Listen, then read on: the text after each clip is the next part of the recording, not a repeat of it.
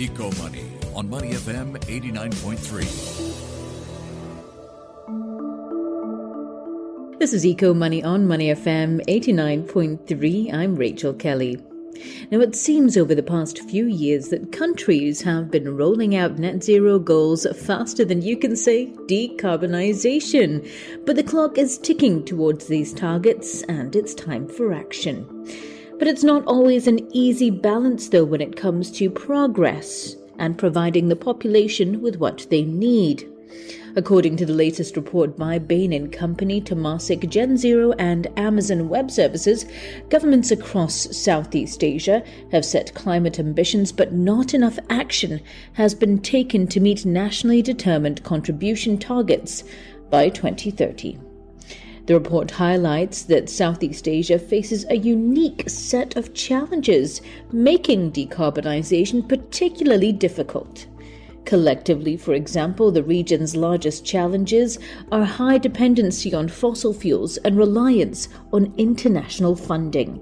Adapting economies to change in the face of an emerging middle class that's driving energy demand while simultaneously reducing carbon emissions is an enormous task for governments and leaders in the region. According to the report, Southeast Asia will need to double down on its decarbonisation efforts to achieve the dual purpose of economic growth and decarbonisation. To find out more, I spoke to Dale Hardcastle, Global Head of Carbon Markets and Director of Global Sustainability Innovation Centre at Bain Company. Dale, thank you so much for taking the time to speak with us today. Thank you, Rachel. Lovely to be here. Good to have you with us. Looking through the latest report that Bain, along with your partners, has put out, what struck me is you highlight that Southeast Asia continues to grapple with competing priorities between reducing carbon emissions and development objectives such as economic growth and electricity access. There seems to be this kind of struggle between goals and action. What are some of the key issues here that you're seeing when you're seeing countries grapple with this balance? How do they tackle this? If we look at Southeast Asia as a region, clearly many competing constraints for any leader, and potentially many good ones. We have a very fast-growing and dynamic economy. We have material resource sectors there that still contribute a lot to the economy. At the same time, a lot of jobs and other things that are tied to these sectors and emerging middle classes. A lot of work that needs to be done just to keep up with where we need to go in terms of cheap primary energy and other things. But at the same time, one has to overlay the really ambitious climate action that the region wants to undertake. And just to tie together those two numbers from the report, consolidating, what we see across the region. On the one hand, Southeast Asia wants to reduce its emissions by 1/3, versus its 2019 baseline to 2030. And over the same period, we need to increase the supply and availability of cheap, reliable energy by 40%.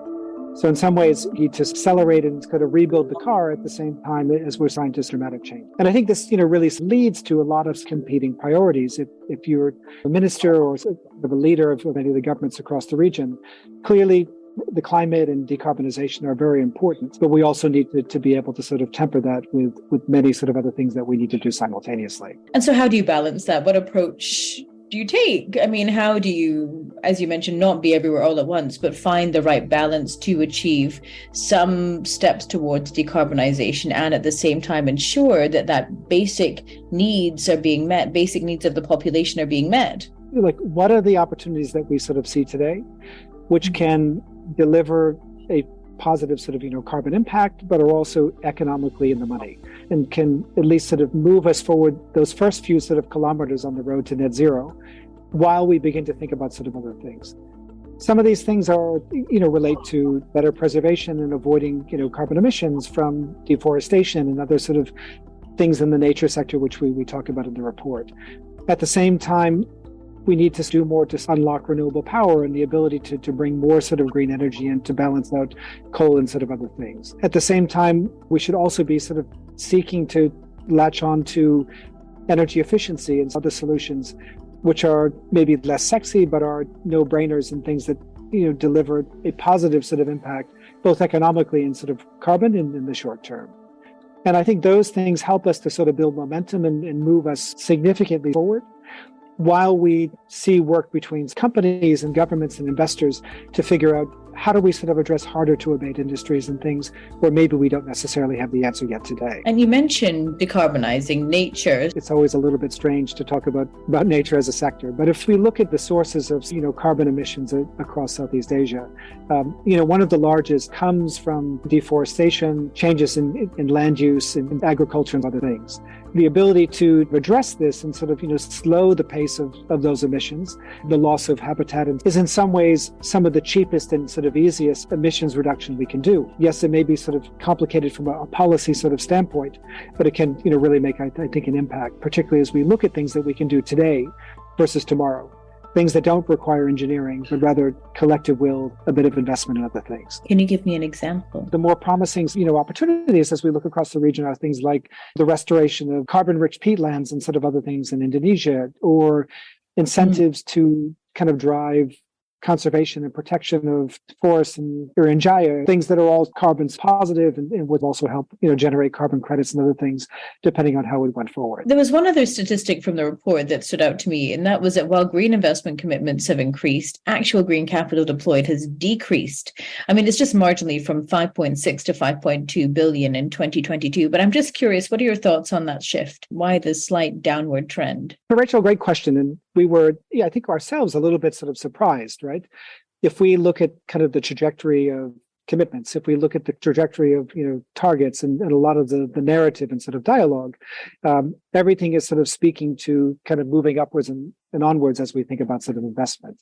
But if we actually look at kind of the amount of investment that was kind of committed on a apples to apples sort of basis for what we've done over the last sort of 3 years, we can see that the numbers were actually down in 2022. And I think, as we sort of, talk to sort of investors and others, on the one hand, there's a huge amount of sort of capital that is on the sidelines that is very keen to invest in attractive opportunities around the energy transition. But at the same time, there are, I think, concerns from investors around the pace of the transition, the specificity of how countries are going to go forward, how is it going to get paid for instead of other things. And ultimately, I think investors want, certainty and specificity around at least directionally what does the future sort of hold, even if maybe the plans are not as sort of specific as possible. But I guess the other thing I would sort of add is, I think it's easy to kind of split hairs here as we look at, 5.6.2 billion.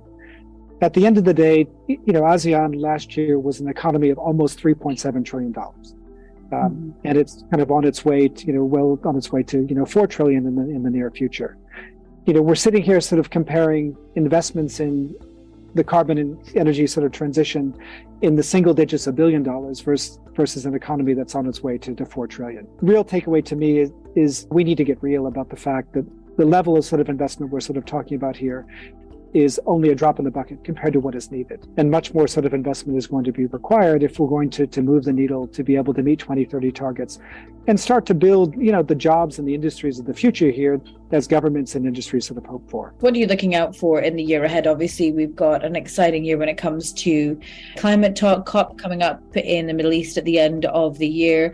What's on your radar? I think a few different things. I mean, I think you're absolutely right. It's a pivotal year in that it is a reporting year. And I think our first chance to really, step back and look at what do we see happening across companies? What do we see happening across countries?